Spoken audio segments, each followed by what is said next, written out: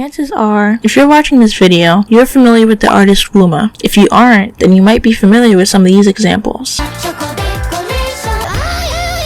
You might also be familiar with the artist Nair Kaijitsu, aka Nilfruit. If that doesn't ring a bell to you, then you might know them by these songs.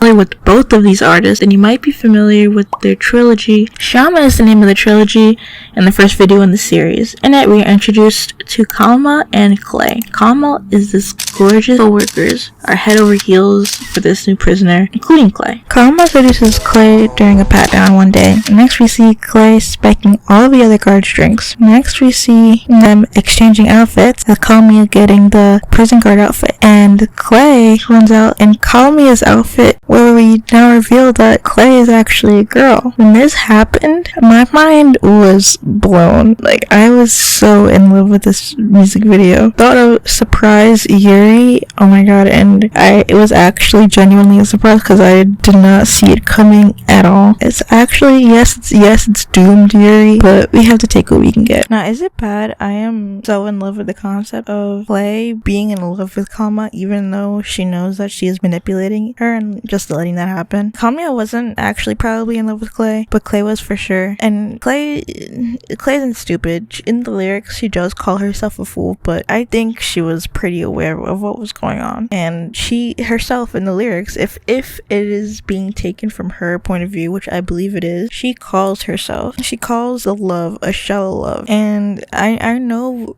we're supposed to look at this and feel really bad for Clay, but overall, I think that it's just like a tragic romance in a sense, like one-sided yearning. I can't really look at this and see obviously Kalma is the antagonist, but I can't look at this and just say Clay is overall a victim and these horrible things are happening to Clay. Even though, yes, these horrible things are happening to Clay because she does end up getting imprisoned in the end, I can't help but look at it with rose-tinted glasses, I guess. Onomatopoeia with, I guess she's calling herself like a dog. I just think that bit is cute. Now, moving on to Kilmer. When Kilmer was announced, specifically Wooma dropped a preview, I was sad. I was so excited. I think there was like a week in between when the actual release date was and when they announced it, and I just remember seeing it and I was thrilled.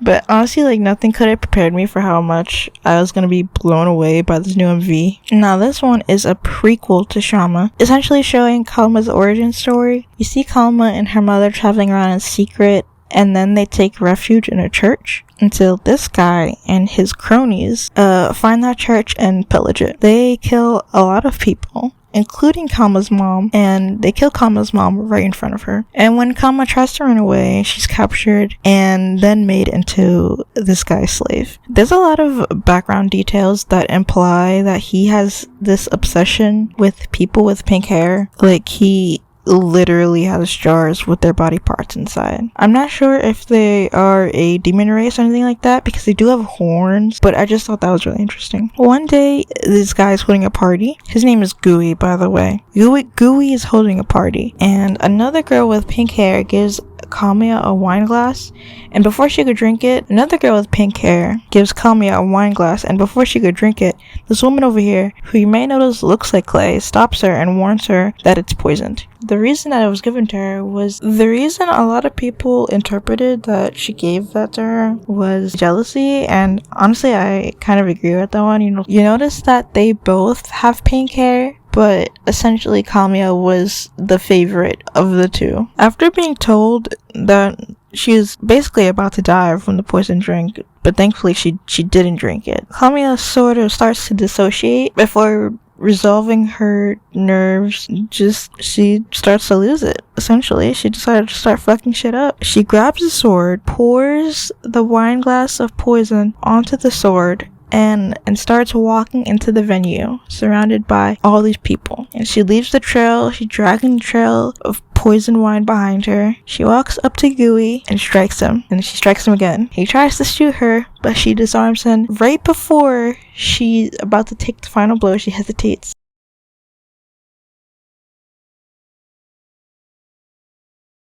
and then she resolves her nerves and she finishes it. I remember over and over the day it came out. Specifically, I remember being so upset I could not understand Japanese because there was no English subtitles anywhere. Not even on the translation websites, not even in video form, like at all. There was nothing. And when you do go back to watch these videos, I highly recommend that you watch them with subtitles because it just adds another dimension to the story when you do, trust me. And the thing that I was stunned about was that I remember thinking it's so rare for a vocaloid to handle such a dark topic. Like, yes, there are a lot of songs that deal with mental illness and eating disorders and suicide and death and things like that, but sex slavery, that's really dark. Like, they handled it in such a great way. Actually, I could never have imagined that the jump from Shama would be like this, but I feel like they did it really well, and you can see exactly what drives Kamia to act how she did and what she does in Shama. Even as a standalone, I feel like Kilmer is just an absolutely amazing music video that just honestly doesn't get Even as a standalone, I feel like Kilmer is just an absolutely amazing music video that doesn't get enough recognition. As a standalone, I feel like Kilmer is just an absolutely amazing music video that doesn't get enough recognition for everything it does, really. It pulls off everything amazingly well. Now, Arandano is such an interesting song because when it first came out, it didn't have a music video. It was just on Niru's album. And I did what I always did when Niru releases a new album, is I did a blind listen through of all of the songs. And spoiler alert, in the bridge, there are references to Kilmer, and when I first heard it, I freaked out. But there's nothing I could do because, there's no subtitles. Even if I did have subtitles, there's no music video, so there's not much I could do other than just listen to the motif and move on. Imagine jump scared with this music video popping up on your YouTube homepage several months later. Is like, at first excited, but then I see this ugly man's face and I'm like, no way is this gonna be about him. One of the first things I should mention is that Arandano, which is the name of this song, translates to cranberry, which, as someone who listened to Shama 10,000 times can tell you, it is most likely a reference to when Gooey was bleeding out on the floor, a hooligan drowning in cranberry as they showed him bleeding out. And yes, Gooey was the antagonist of the last video and he's the protagonist of this one. Like, I'm sensing a pattern here. Now, to set the scene, Gooey is one of the many children in this rowdy orphanage, and he, along with the many other weaker kids there, they get bullied by this boy named Hale. And one day, Gooey witnesses Hale pushing another boy down the stairs and rushes to get help from this woman, the caretaker. One day, Hale pushing another boy down the stairs and rushes to get help from this woman who we presume to be, everyone's caretaker, and she pushes him away. Whether because she doesn't believe him or she doesn't care, it's not exactly clear, but the effect is clear. The next shot reveals Gooey at a gravesite, implying that the boy who was pushed down the stairs ended up passing away. But then it cuts to Hale hiding into the shadows to ambush Gooey for snitching on him, essentially. The boys tussle until Hale holds Gooey down, pulls out a pair of shears, and cuts his bottom lip. Hale watches as Gooey flails out before he sits up, looks at the pool of blood that is now leaking from his mouth, stares Hale down, and jumps onto him, pulling the shears out of his hand, and Gooey just stares down and holds the shears over his face as the blood drips down onto Hale's face. Next, we see the same woman that Gooey was clamoring for her attention before, finally fretting over him, caring about him. It cuts to Gooey's grown-up version and Hale's grown-up version, and we kind of see, hints of what Gooey grows up to be like in the future, at least with his servants that he had in Kalma. And I used to think that Gooey had done the same act onto Hale that Hale did to him, until I realized that Hale never has any scars on him, but Gooey does, even as an adult. And I honestly don't think we're meant to forgive Gooey or anything like that. Obviously, this song does help me see him in a different light, but as soon as it finished, I remember my first thought being, yeah, I don't really care about your trauma. Then I opened up to Kilmer expeditiously to see Kalma kill Gooey again for the 1001st time. Obviously, the kid is in the wrong too. I don't fault Kid Gooey, but I don't know how his trauma led to him going on to kidnapping little girls and just killing people, you know, without any guilt. Like, it seems like your issue is with Hale. You know, you should take it up with him. Obviously, it's not lost on me that how the kid was able to torment people and was able to walk away. And, you know, he grows up into looking like, you know, like a very clean-cut, you know, ordinary person.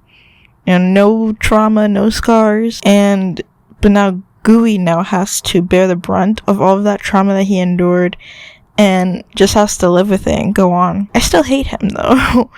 I think that he's a really interesting character to explore. If they make another MV, I'm not sure if we're ever getting one, but I really hope we do, even if just another part in the story, or even if it just introduces a new character. Like, there are so many parallels to Kilmer that it gave me goosebumps, especially considering they both focus on this theme of revenge. And I love seeing Wooma's skill get better and better. There's just like so many transitions, or even like the art overall. Even if you were to compare it to Shama, you can really see the difference. Overall, I feel like this video is one of my favorite MV series. The only ones I think can compete off the top of my head is Parties Are For Losers and Kageru Days. I could never pick between those, so please don't make me.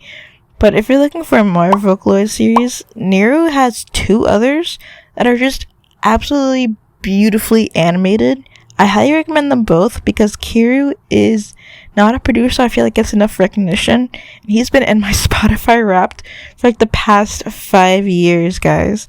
Oh my god, I am so old.